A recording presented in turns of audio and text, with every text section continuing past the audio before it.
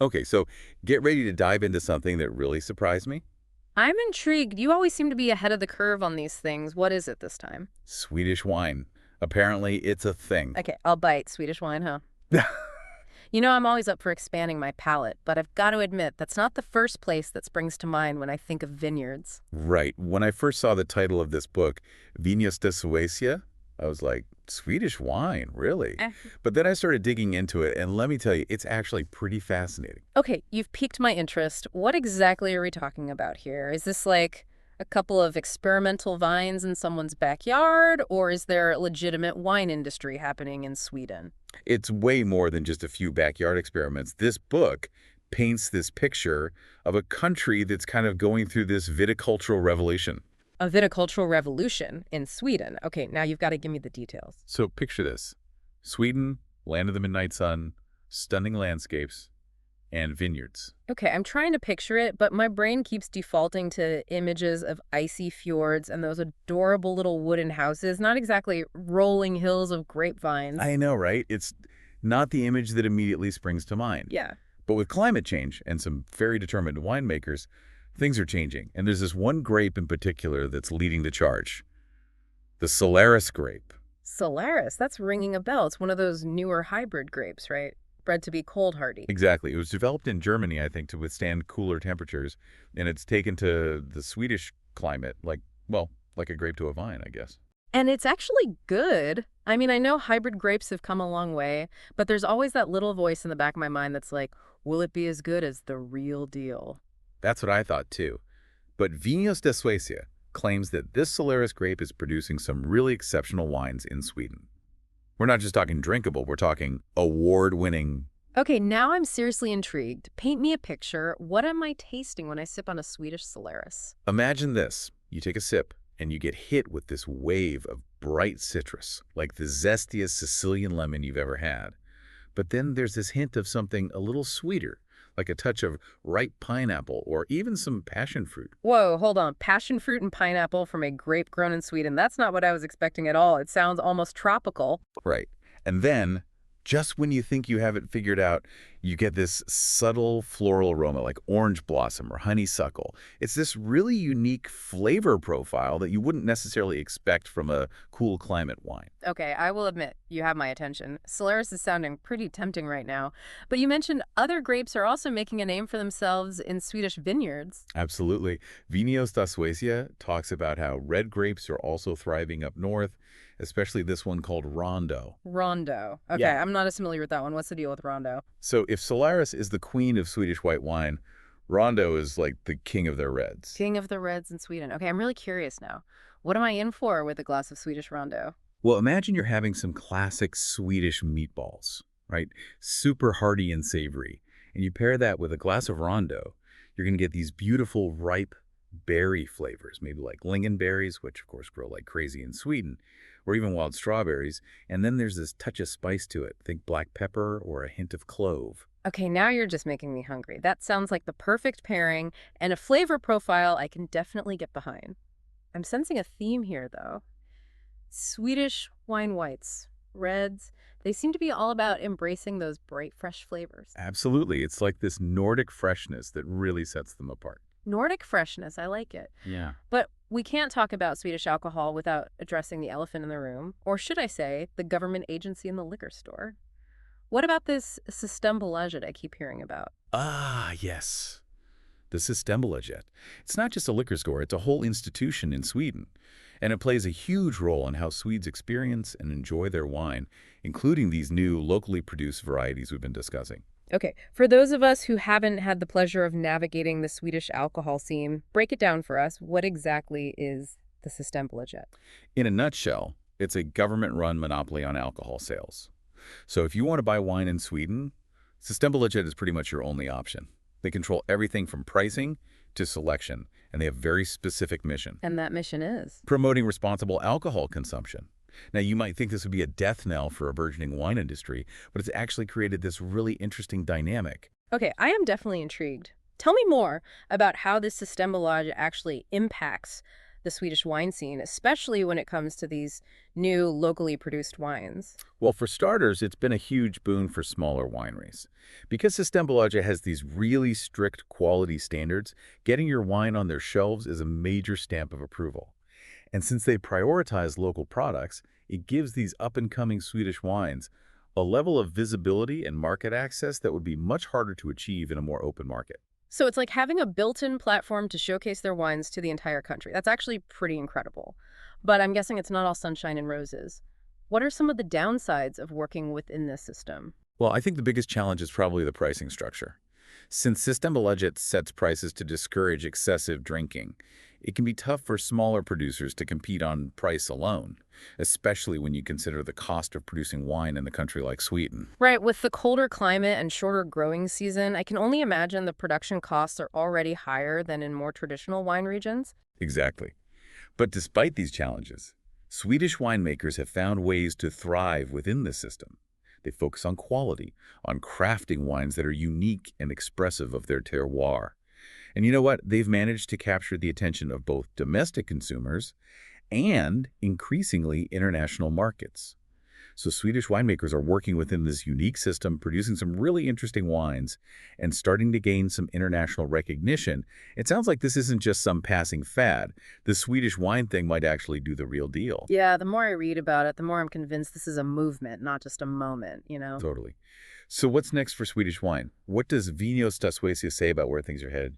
Well, there's this one phrase in the book that really stuck with me. They call it a terroir in ascension. A terroir in ascension. I like that. Yeah, it really captures the energy, the ambition of what's going on in the Swedish wine scene. It's like they're not just content with making good wine. They want to define what Swedish wine is And how are they planning to do that? through sheer experimentation, it seems. I mean, they're constantly pushing the boundaries of what can actually grow in those northern I latitudes. can imagine.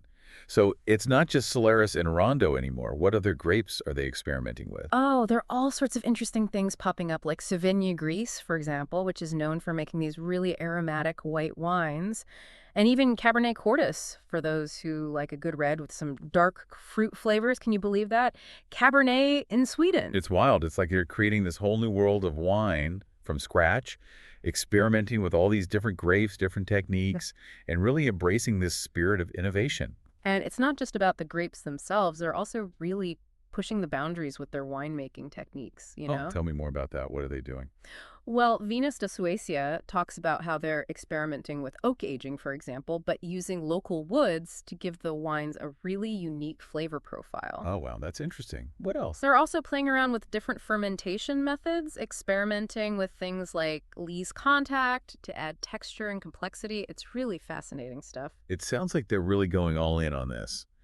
But for those of us who haven't booked a flight to Sweden yet, are we going to actually get to taste these wines? I mean, are we going to see more Swedish wines on the international market? It's already happening, and Venus de Suecia talks about that too. Yeah, you might not find them everywhere, but they are starting to pop up on wine lists and in specialty shops outside of Sweden. That's so cool. It's still a niche market for sure, but that's part of what makes it so exciting, right? Discovering something new and unexpected before it hits the mainstream. I love that. There's just something so cool about being in the know, about discovering those hidden gems.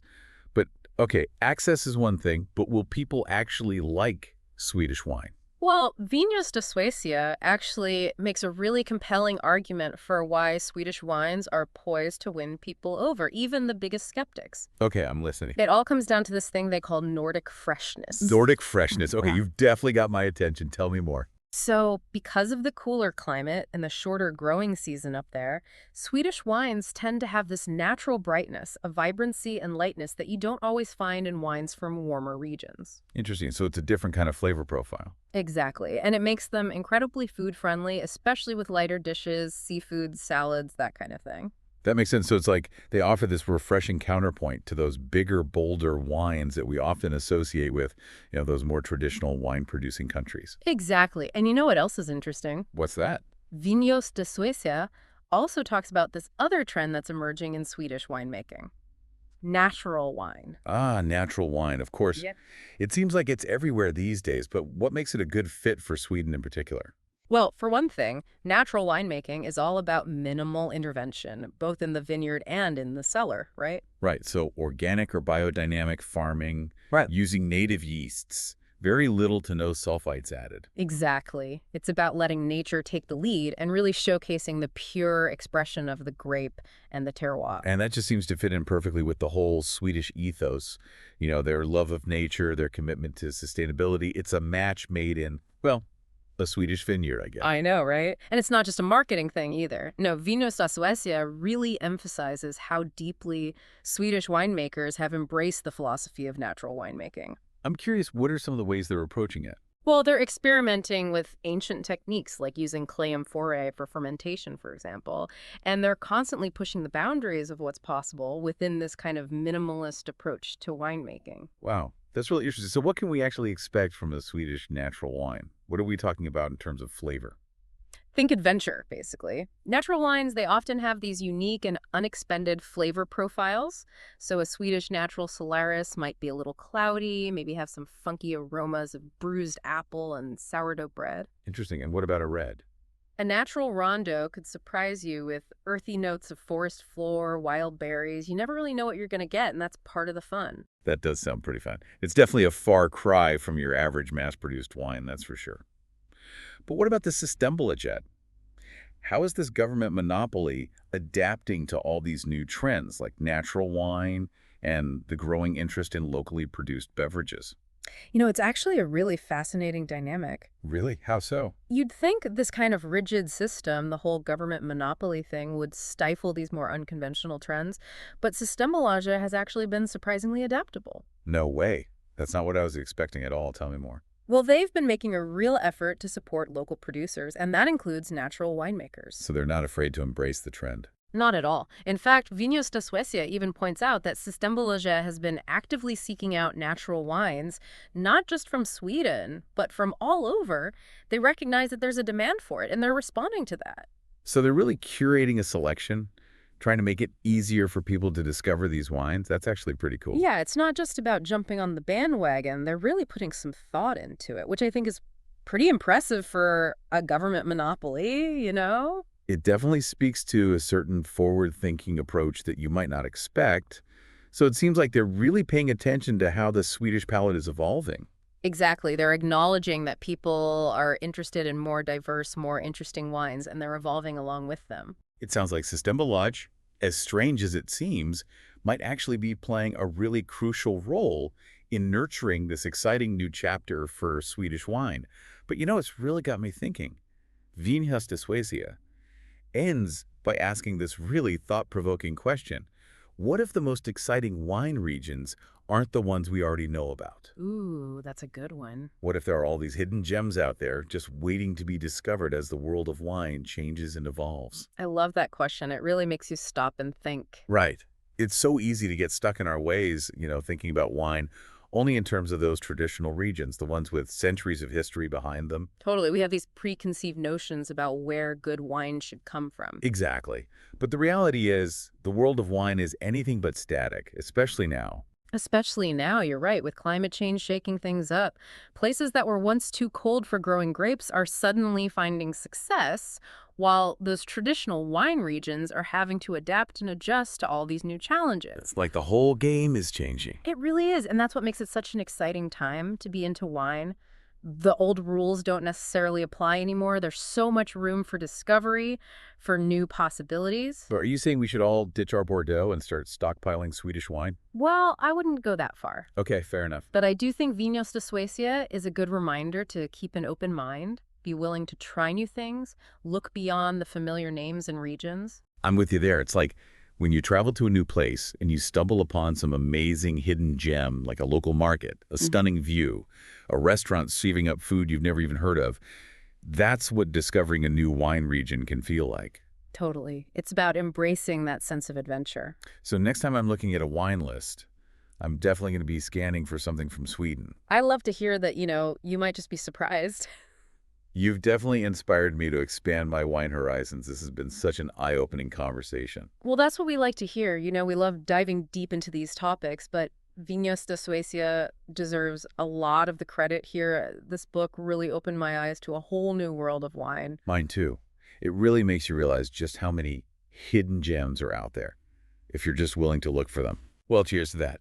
A huge thank you to Vinhos de Suecia for taking us on this unexpected journey. This is definitely a deep dive I won't soon forget. Cheers to that.